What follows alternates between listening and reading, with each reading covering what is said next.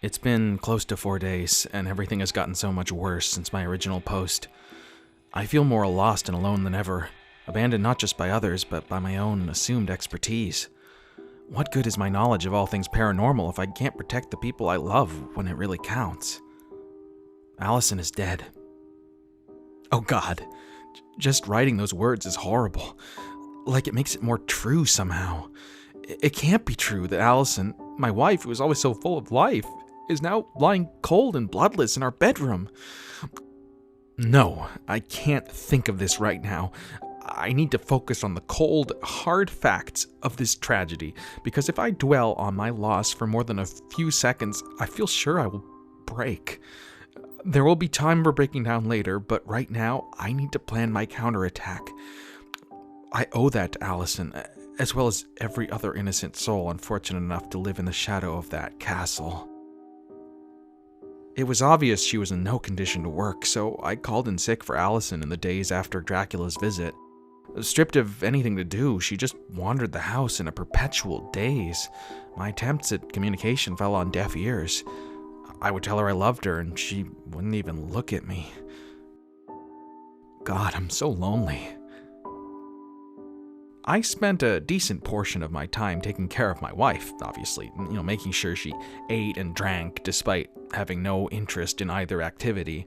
But I confess that I spent a larger part of my time preparing for Dracula's promised return. Understandably, I thought that keeping her safe was my highest possible priority, but now I wish I hadn't bothered. I could have spent those last 3 days with Allison instead, could have been there for her rather than building up defenses only for them to crumble like so much paper. I spared no expense in improving my home security through both supernatural and mundane means. I not only nailed an iron horseshoe to the front door and hung evil-warding Shinto talismans on all the windows, but I also installed better locks and I bought a shotgun.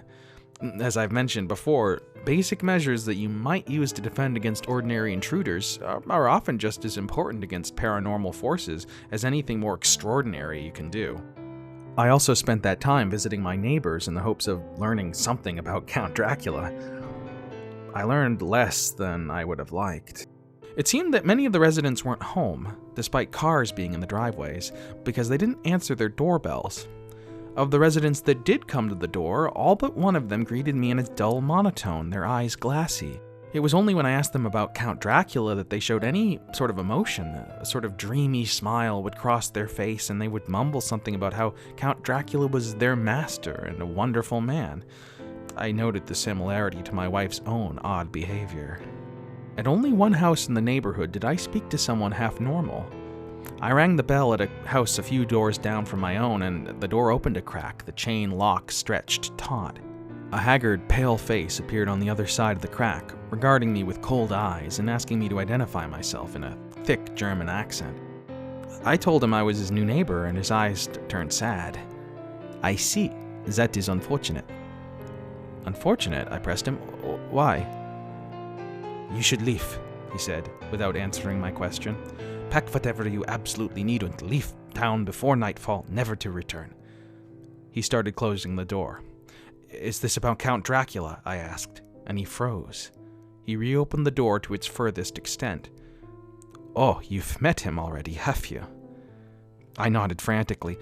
"Please, can I come in so we can talk?" His eyes burned with suspicion. "Nein, you at best stay outside. I have little to say to you, except that you must leave as soon as possible.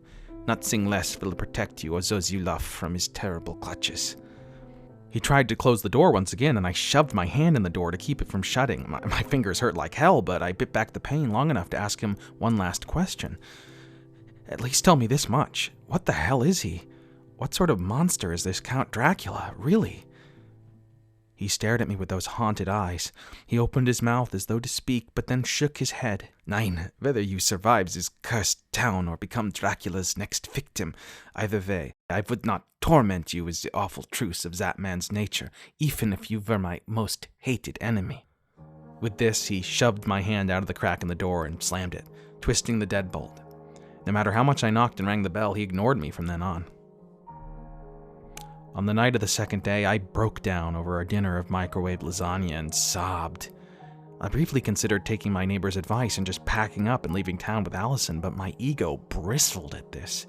No, I was an internationally respected paranormal expert, and I would not ruin my family's financial future because I was too much of a coward to stand up to an unknown creature. I was a fool, and my foolishness killed Allison. In the hours leading up to Dracula's promised midnight visit, I did my best to calm myself down with the viewing of old Universal horror flicks. I have all the classics of the 30s and 40s on DVD, you see, so when my work gets stressful, they're often the only things that keep me grounded. I watched The Mummy, The Invisible Man, and the first half of Frankenstein, but none of these did much to calm me down.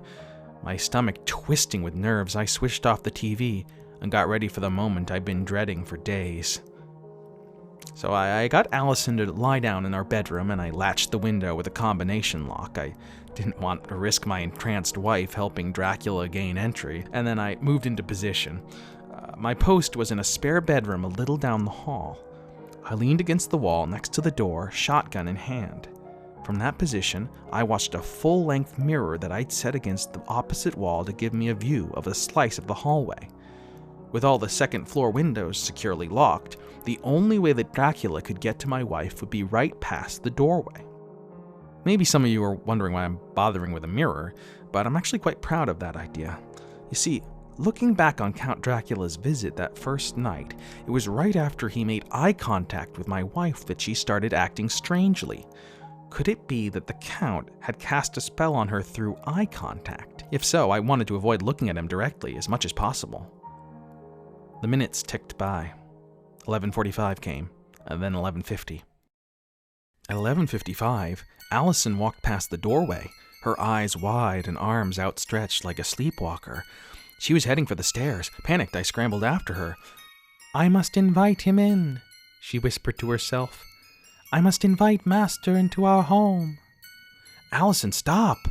I grabbed her arm, but found myself being pulled down the stairs after her. She was exhibiting far greater strength than usual, as though fueled by some supernatural force. "You have to go back to your room." "I must invite Master," she declared, pulling more forcefully. I redoubled my own efforts and managed to stop her as she approached the bottom step. If I had gone on struggling, I might have been able to drag her back to her room, but that would have tired me out, and I saw a simpler solution. "All right, Allison," I said, "if you want to invite him inside, you can do it from here. Just don't approach the door."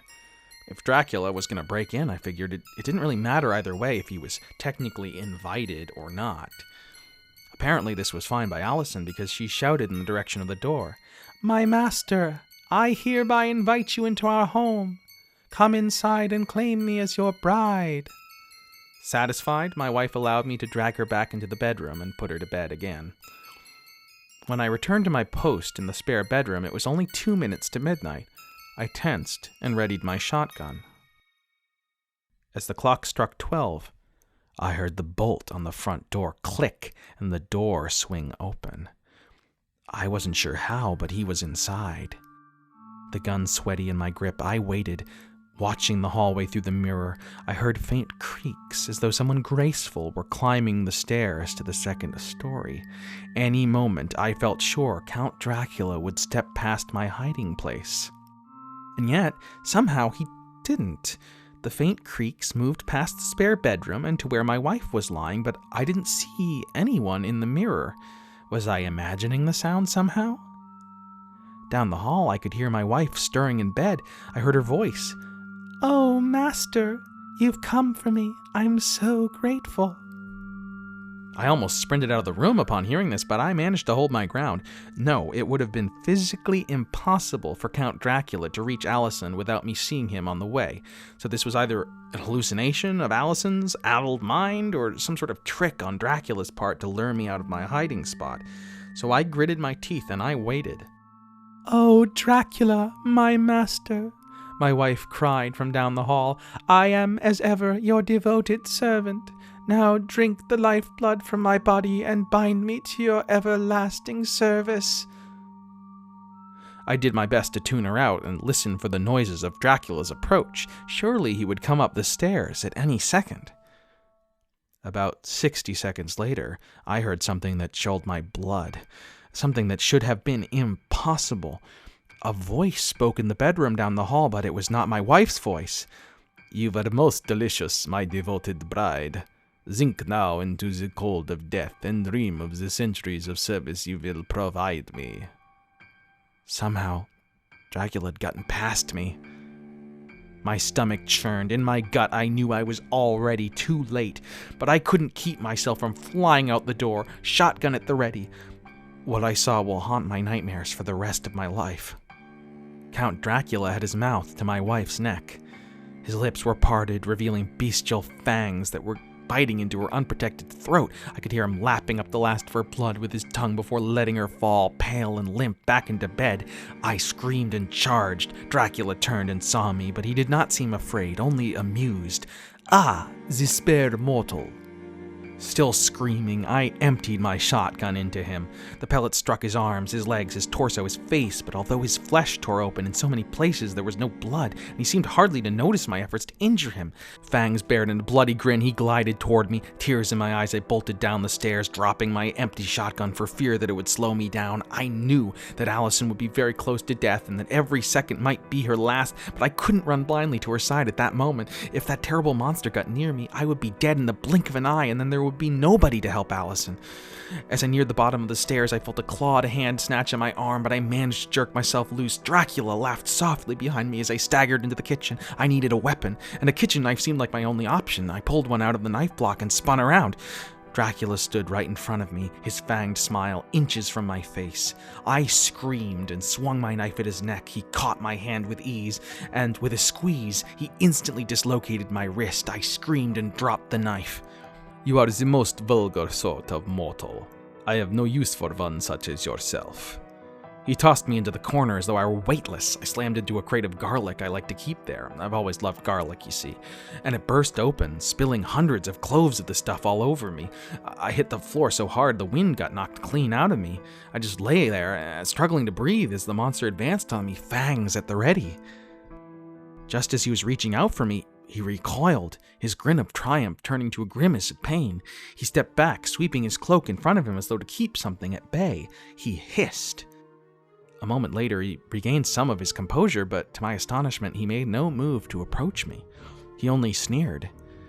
"Well, it matters not. I will crush you soon enough, mortal insect. Enjoy one more day to walk upon the earth. It will be your last." With a final flourish of his cape, Count Dracula's body split into a swarm of bats, and they sped away. I could hear them fluttering out the front door and into the night. I watched all this with a numb acceptance. Sure, this might as well happen, right? And then I remembered Allison. I tore out of the kitchen, up the stairs, down the hall. I threw myself down beside her. My body felt so far away. I watched myself check her pulse. I watched myself perform CPR, watched myself screaming her name and begging her to open her eyes. She didn't stir. She was gone. The wound was still so fresh. Every word I write tears it open again, reminds me of the immeasurable loss that will never be addressed, no matter how long I live. It was my fault. I should have done more to prepare, should have done more to research, more to arm myself, more to keep Allison safe. Now, forget all that macho bullshit. No, I should have fled with her. We should have hopped on a plane to the other side of the world. The destination wouldn't have mattered as long as it was far from this horrible place. Woulda, shoulda, coulda. In my numb haze of grief, I've spent the days since her death writing this account and doing more research. I think I finally know what this thing is. And I'm ashamed I didn't realize it sooner. Once I considered all the evidence, there was really only one supernatural creature that it could possibly be. You see, many Navajo legends speak of creatures known as Yi-Naldushi, or skinwalkers. These cruel beings apply their immense knowledge of witchcraft to transform into animals, which would explain how Dracula was able to turn into bats. They also sometimes have the power to control the minds of those they lock eyes with, which fits with my wife's behavior as well as the behavior of a lot of my neighbors. On the other hand, I've never heard of a skinwalker drinking human blood, but it's best to keep an open mind. There are so many things that mankind doesn't know about the creatures who hide in the dark places of the world. The sun just set, and night is already wrapping its fingers around my little house, so I think it's time for me to get ready. Dracula all but promised he would return to kill me tonight, so I best be prepared. Now that my beloved Allison is gone, I only have one thing left to live for: revenge. I will kill this monster, even if it costs me my life. Wish me luck. Incredible news! I can hardly believe it, but Allison isn't dead. I hear her stirring in the bedroom a couple doors down. I'm sobbing like a baby as I say this. My Allison wasn't taken from me after all. Somehow, miraculously, she survived being without blood for nearly 20 hours. I'm gonna go run to her now and give her the biggest hug of her life. Folks, I admit I was losing hope before, but now I'm starting to think that everything's gonna be okay after all.